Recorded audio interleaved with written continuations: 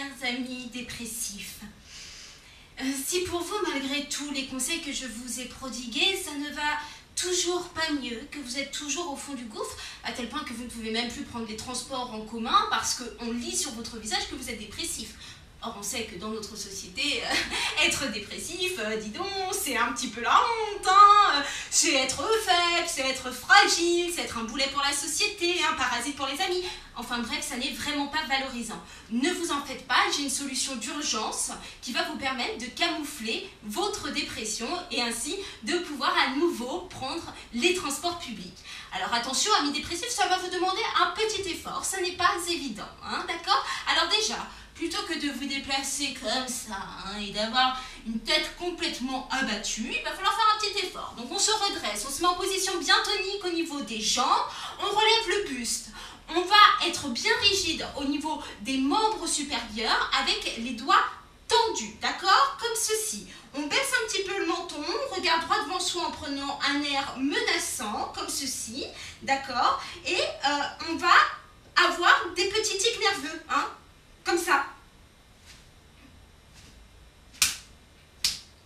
Vous pouvez également profiter de toutes les insultes et grossièretés que vous connaissez.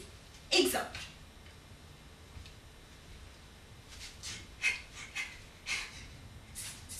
Ça pute!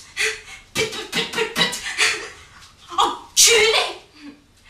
Voilà, quand vous maîtrisez bien ceci, vous allez vous rendre dans les transports publics et rester à peu près 5 minutes dans ce comportement. Très vite, vous allez remarquer que tous les gens vont commencer à vous dévisager, à vous fixer et à s'interroger. C'est le moment, chers amis dépressifs, que vous devez choisir pour commencer à tous leur parler. Hein? D'accord, voici ce que ça va donner.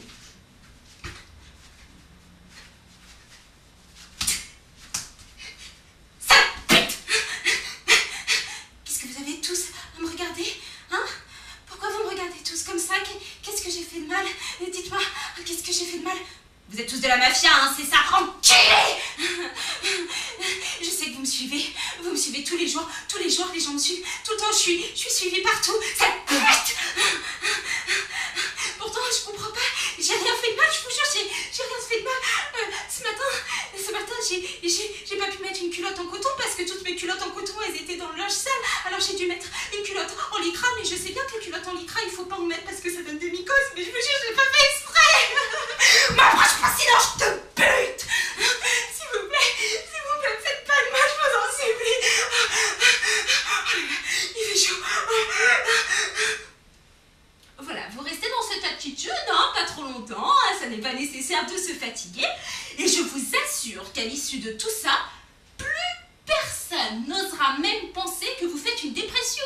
Non, les gens penseront plutôt que vous avez un trouble obsessionnel compulsif avec une crise paranoïaque aiguë sur fond de psychose narcissique. Et vous verrez, cela est beaucoup plus facile à assumer qu'une simple dépression.